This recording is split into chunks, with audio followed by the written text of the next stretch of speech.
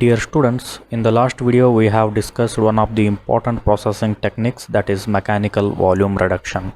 Its benefits, its disadvantages, equipments, etc. And also I have shown you a number of photos related to the topic to make you understand better. Now we will proceed to the next topic, one more important waste processing technique, that is mechanical size reduction or shredding. So size reduction, as the name itself indicates, waste size reduction is nothing but reduction of the size of the waste. It is a process in which the waste materials are cut down or broken down into smaller pieces, right? So this size reduction helps in obtaining the waste product in a uniform size. Because its original form, the waste is largely heterogeneous, consisting of materials of various sizes. So here you can see the original waste, that is heterogeneous, consisting of different waste materials of different sizes. And after shredding, this is actually what happens. A complete homogeneous shredded waste that is broken into uniformly sized pieces, right? And basically there are three basic mechanisms that are involved in breaking of any material, are cracking, crushing and grinding. This you might be knowing, right? By any of these three things only, either by cracking or crushing or grinding, any material can be broken, any larger material will be cracked or crushed or grinded into in order to break into smaller pieces, right? So when you shred the waste, its size gets reduced. When its size is reduced, it will help in further processes or treatment or disposal. When size is reduced, resource recovery will be easier. It helps in landfilling also, as more homogeneous product will be provided for disposal, and it reduces the space requirement in landfills, and also it reduces the requirement of cover material for the landfill. Here you can see a diagram of landfill, a typical cross section of a landfill. This is the waste that is filled up here. If this is the shredded waste filled up here, then in less area more quantity of waste can be filled up, and thus space requirement can be reduced. If the space requirement is reduced, then cover material required to cover the waste will also be less. So this will be much more important economically. If you see the cost of cover material, and it need to be brought from far away distance, right? So if the shredded waste is utilized to dispose of in the landfill, then it will be economically feasible. It also helps in recovery and separation of materials from waste. For example, the metal waste. If all the waste is shredded, then from all the small pieces of waste we can separate out the metal waste with the help of magnetic attractions, right? Making the waste a better fuel for incineration or energy recovery facilities. Let me tell you one thing here. If you are utilizing the waste as a fuel for combustion and energy production, complete combustion with economic perceptions is very much important. This you need to always remember. So now in these two images, which one will accomplish a complete combustion? The shredded one or unshredded one? The shredded one, right? Of course. Uniformly sized material will burn easily. This you might be knowing. The waste which is cut in small pieces, the small pieces will burn more easily than this type of heterogeneous waste in less time, right? In less time as compared to this, right? Shredded waste helps in easily reducing the moisture. Its drying will be in less time. So the time taken for drying for a shredded waste will be less as compared to the unshredded waste. Here drying of this and drying of this material, which one will dry soon? The shredded one or unshredded one? Of course the shredded one, right? Because of more exposed surface here, right?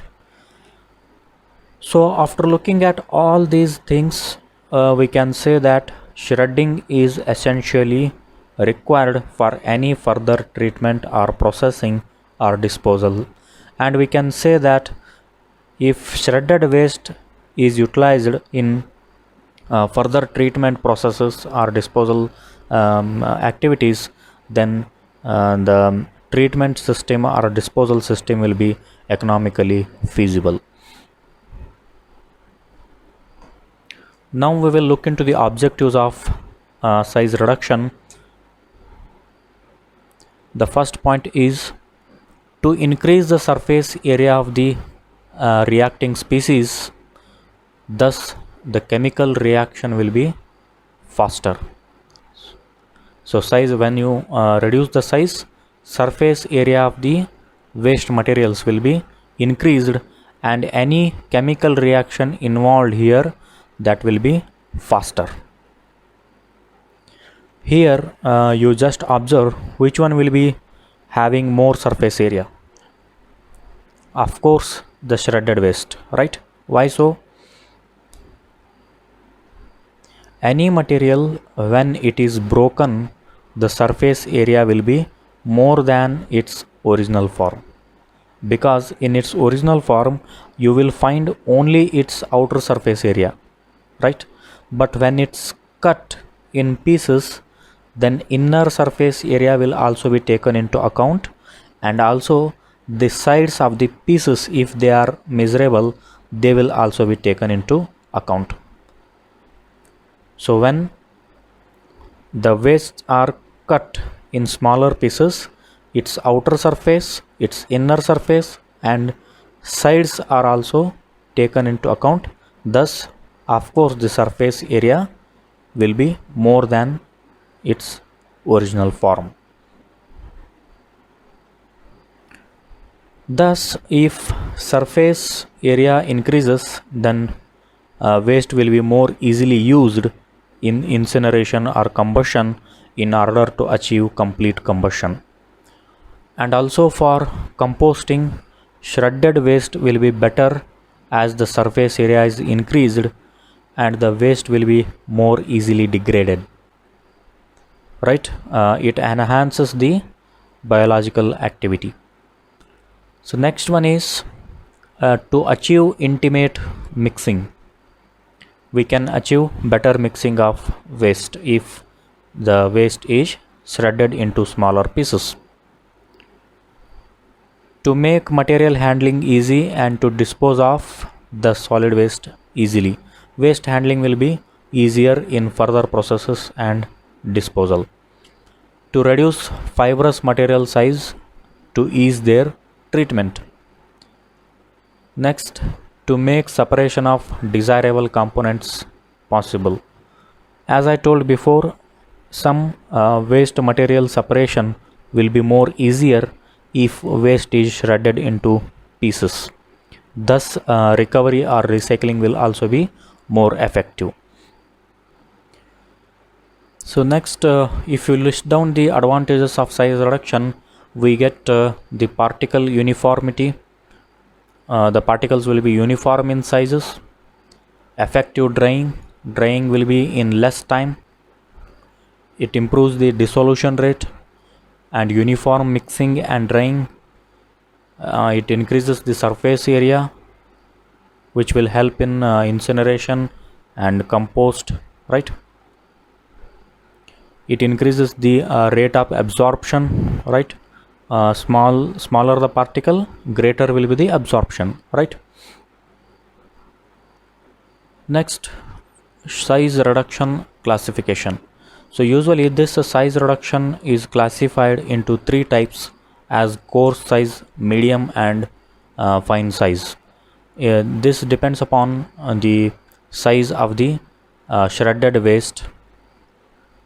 So if crushed particle sizes are in the range of 2 to 96 inches or even larger, then we call it as coarse size reduction. And the equipments used here are jaw crushers, gyratory crushers, toothed roll crusher and hammer mill. So these are the different equipments that are used to shred the waste in coarse size.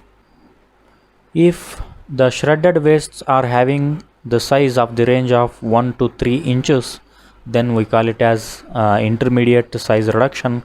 And the equipments involved here are cone crushers, crushing rolls, stamp hill and disintegrators. And if the shredded waste particles are in the range of 0.25 to 0.5 inches, then this kind of size reduction we call it as fine size reduction. And the equipments responsible for fine size reduction are ball mill, tube mill and roller mill. So we will proceed to the size reduction mechanism. Initially I told you that three basic things involved in breaking of materials are cracking, crushing and grinding. But if you look more specifically, there are four mechanisms involved in size reduction. The first one is impact, particle concussion by a single rigid force. Concussion in the sense a violent shock means an impact. When you apply the impact force over any material, suddenly the material will break down into pieces. Example for this is hammer. Here you can see hammering action will produce impact over this material. As soon as impact force is applied, it will be broken into pieces. The second is compression, particle disintegration by two rigid forces.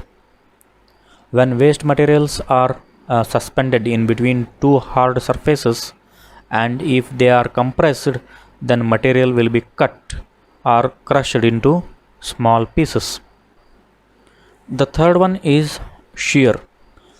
If material is compressed between the edges of two hard surfaces, it will be crushed down.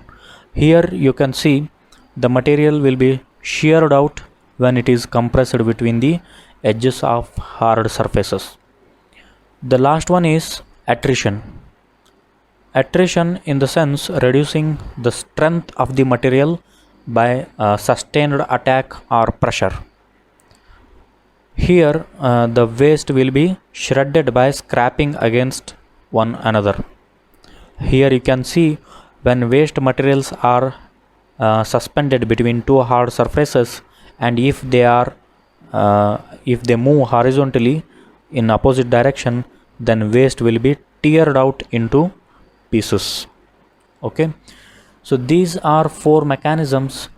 In any size reduction equipment, one or more among these four mechanisms will be involved in breaking the materials into pieces. So there are different size reduction equipments available for different kind of applications. In this table you can see different types of equipments are listed down here along with their mode of action to break the waste materials, and their application in various for various materials, that is also given here. So for example, small grinder, the mode of breaking action is grinding and smashing, and this small grinder can be used for organic residential solid waste. And chipper can be used. The mode of breaking action is cutting and slicing. So this chipper can be used for paper and cardboard waste. and also for tree trimming and plastic waste. Large grinder can also be used for brittle materials, and this is mostly used for inorganic operations. Jaw crushers are there, rasp mills are there for the solid waste, cutters and clippers are there for municipal waste, and hammer mill is mostly used equipment for all types of municipal solid waste. Hydropulper is also widely used. The mode of breaking action here is shearing and tearing. So ideally this hydropulper is suited for pulpable material like paper and wood, and this hydropulper can be primarily used in the paper industry. So now we will look into some major size reduction equipments. The first one is hammer mill. Hammer mill is most oftenly used shredding equipment for large scale operations.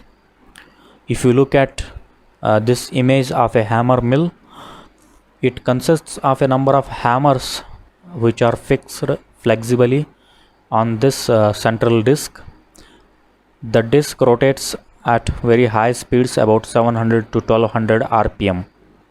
As the solid waste enters the mill from here, it is hit by these hammers with sufficient force to crush them into small pieces. And around the periphery of inner chamber, breaker plates or sharp cutting bars are provided. When the broken particles hit these breaker plates or cutting bars, they will again crushed into even smaller pieces. This process of cutting and hitting will continue inside the chamber till the waste is shredded into desired size. Then the shredded waste will fall down at the bottom of the mill. These hammer mills may be horizontal or vertical in operation, and the horizontal hammer mills are most reliable one. Now we will watch how the hammer mill will operate. So here you can see the waste material, the shredded waste material that is coming out from the bottom of the hammer mill. So here you can see the large waste materials will be first hit by the hammers, and they will be broken into small pieces, and again those small pieces will hit the breaker plates and they will be broken down into even smaller pieces. And here also you can see the operation of hammer mill to break down this waste into smaller pieces. So here you can see the shredded waste. So here you can see the hammers that are flexibly fixed on a rotating disc. Here you can see the breaker plates. So the next one is most widely used equipment, that is hydropulper. Here also, if you look at the image, the cutting sharp blades are mounted on a rotor. Usually these blades are installed at the bottom of the hydropulper. These blades rotate at a high speed.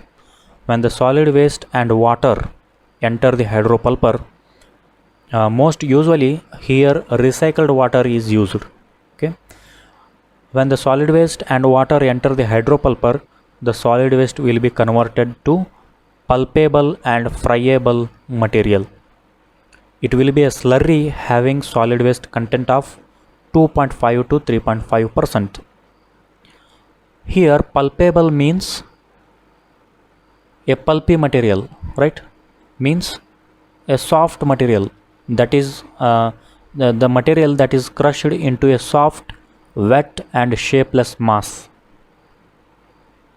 A pulpy mass, right, you can say.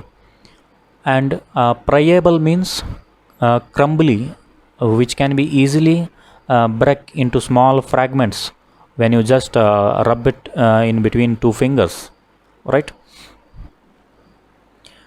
And the non-pulpable materials like metals, tin cans, etc. are rejected from the side of the hydropulper tank.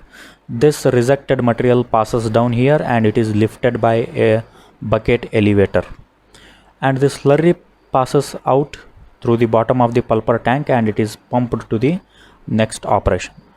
The working of the hydropulper is just like your mixer grinder that you use in your homes. For example, if you put a tomato and water in the mixer grinder, the sharp blades will cut the tomato and it produces pulpy material of tomato and slurry. You can see slurry will be having some percent of tomato particles in it, right?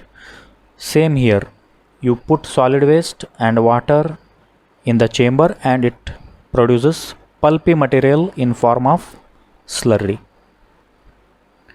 Here you can see how a hydropulper works. The sharp blades are mounted at the bottom of the tank and water will be poured inside the hydropulper. Then the waste material will also be poured into the hydropulper. The blades that are mounted at the bottom, they will crush the waste materials into small pieces. This is the slurry. Here you can see the slurry is conveyed to a different chamber where the water is removed out of the slurry and the solid particles are also separated out. So this water will be again recycled back to the hydropulper.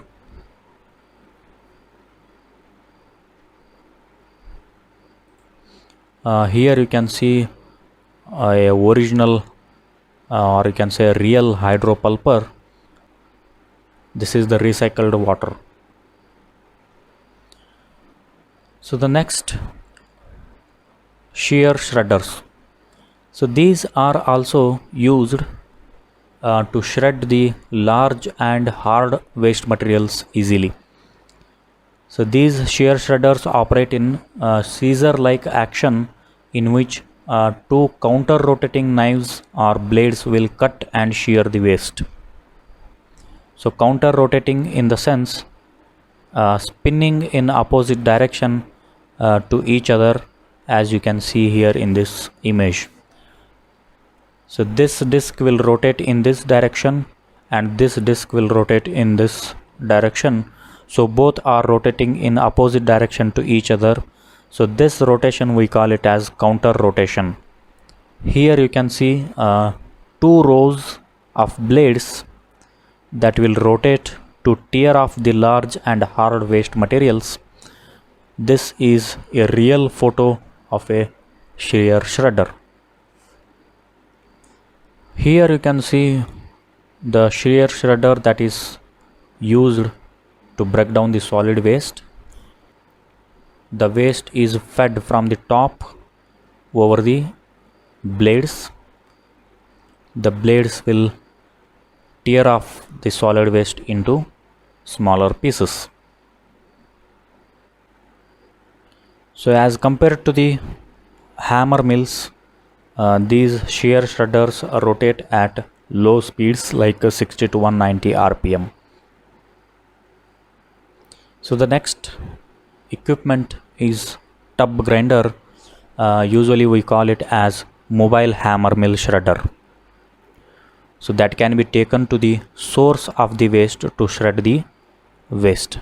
So the shredder is mounted over the trailer, so it can be taken to any site to shred the waste. So these tub grinders are mostly used for tree waste, wood waste and construction waste. Tub grinders consist of a feed throat through which wastes are dropped in and that feed trough, the tub like equipment here you are looking at, it has a larger diameter, and at the bottom of this tub the horizontal hammer mill is attached that will break down the solid waste into small pieces, and that the shredded waste will be conveyed and that will be dumped out at the other side. So these tub grinders usually are powered by diesel engines and are mounted over a trailer for moving purposes.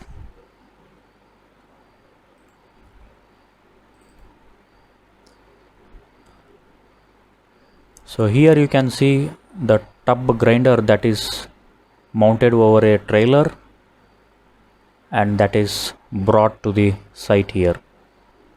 So at the top you can see tub like structure, which we call it as feed trough, through which the waste is fed inside the grinder. So at the bottom of this tub, horizontal hammer mill is attached that will break down the solid waste into pieces, and the shredded waste that will be conveyed through this belt conveyor, and the waste will be fed to a different trailer. So this is all about the size reduction. I hope you have understood the concept, and in the next video we will discuss material segregation or material separation. Thank you.